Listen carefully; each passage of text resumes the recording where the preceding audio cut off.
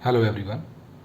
आज हम बात करेंगे इकोटोन के बारे में, जो यूपीएससी के इन्वायरमेंट और इकोलॉजी सिलेबस के लिए जो है काफ़ी इम्पोर्टेंट टॉपिक है। तो बिना किसी देरी के जो है शुरू करते हैं। सबसे पहले समझते हैं इकोटोन का मीनिंग। ये एक ऐसा ट्रांजिशन जोन होता है जो दो डिफरेंट इकोसिस्टम के जो है बीच में होता है। जैसे फॉरेस्ट और ग्रासलैंड के बीच का जो एरिया है, या फिर रिवर और लैंड के बीच का जो जोन है, उसे हम जो है इकोटोन कहते हैं। तो अब इस वर्ड की जो ओरिजिन है वो कहाँ से हुआ? तो eco means ecology and tone means tension, which means it indicates the interaction between the two ecosystem। तो एग्जाम्पल क्या क्या हो गए?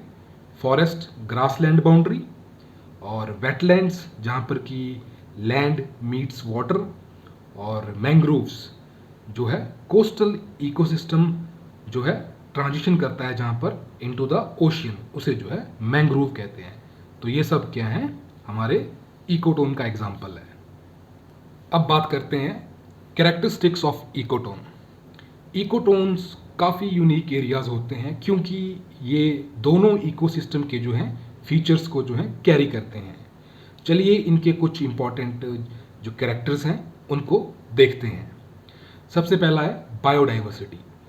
इकोटोन्स जनरली क्या है, हायर डाइवर्सिटी यहाँ पर होती है क्योंकि ये जो है दो इकोसिस्टम का जो मिक्सचर है यहाँ देखने को मिलता है। इसे हम जो है एज इफेक्ट भी कहते हैं। दूसरी है स्पीसीज रिचनेस। यहाँ आपको जो है ज़्यादा वैरायटी के प्लांट्स और एनिमल मिलते हैं जो दोनों इकोसिस्टम से आते हैं। तीसरा है टेंशन जोन। यहाँ पे क्या है, इन्वायरमेंटल फैक्टर्स जैसे लाइट, मॉइस्चर और टेम्परेचर के लिए जो है कंपटीशन होता है, तो इसलिए इसको जो है टेंशन जोन भी बोला जाता है। Mangroves are ecotones between land and sea, and यहाँ आपको जो है बोथ लैंड बेस्ड और मरीन स्पीसीज जो हैं देखने को मिलेंगी।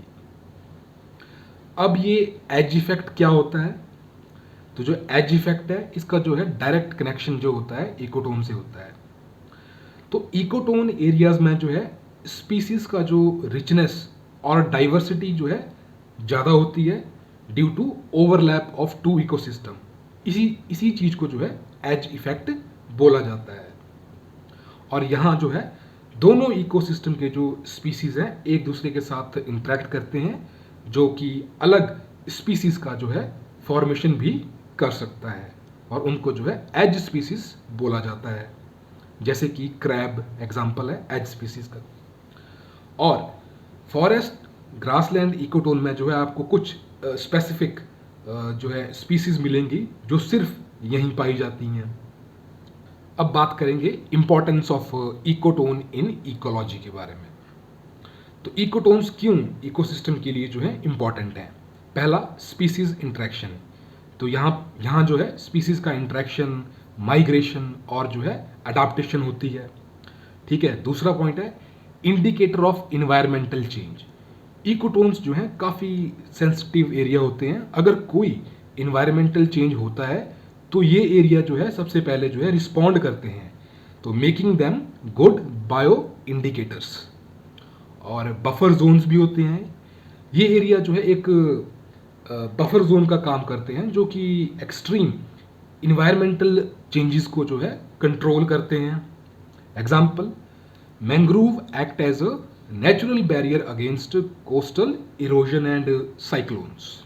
इंडिया में भी जो है काफ़ी सिग्निफिकेंट इकोटोन्स पाए जाते हैं, जैसे कि western Ghats and Deccan plateau.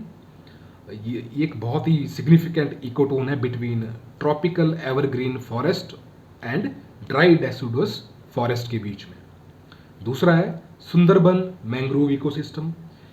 यहाँ आपको मैंग्रोव फॉरेस्ट और कोस्टल इकोसिस्टम का जो है यूनिक मिक्सचर मिलता है। वेटलैंड्स लाइक क्यूलादियो नेशनल पार्क, जो फ्रेश वाटर और टेरेस्ट्रियल इकोसिस्टम का इकोटोन है। अब बात करते हैं थ्रेट्स टू इकोटोन। इकोटोन्स आज कई जो हैं इन्वायरमेंटल चैलेंजेस फेस कर रहे हैं। चलिए देखते हैं उन थ्रेट्स को जो इन एरियाज़ को जो है इम्पैक्ट करते हैं। सबसे पहला, ह्यूमन एनक्रोचमेंट। तो एग्रीकल्चर, अर्बनाइजेशन और डिफॉरेस्टेशन से जो है इकोटोन जो है डैमेज हो रहे हैं। दूसरा, climate change, changing changing weather pattern से भी जो है स्पीसीज का जो है माइग्रेशन और हैबिटेट जो है लॉस होता है। Industrial and agricultural run of से वाटर बेस्ड जो इकोटोन्स हैं जैसे वेटलैंड्स, इनका जो है पॉल्यूशन हो रहा है। अब बात करेंगे कंजर्वेशन ऑफ इकोटोन्स के बारे में। हमारी गवर्नमेंट और इंटरनेशनल बॉडीज जो है कंजर्वेशन में जो है इकोटोन्स के जो है लगी हुई है। तो सबसे पहले आता है प्रोटेक्टेड एरियाज, जैसे कि national park, biosphere reserve and wild life जो सेंचुरीज हैं, ये जो है सभी जो है इकोटोन को भी जो है प्रोटेक्ट करते हैं।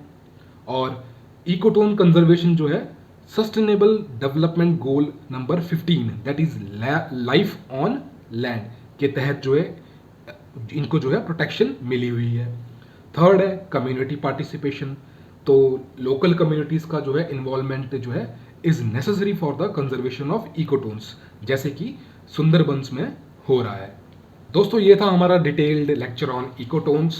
अगर आपको ये वीडियो यूज़फुल लगी हो तो लाइक और शेयर करना ना भूलें एंड सब्सक्राइब करें ताकि आपको और भी इंफॉर्मेटिव वीडियो जो है मिलती रहे। धन्यवाद। जय हिंद।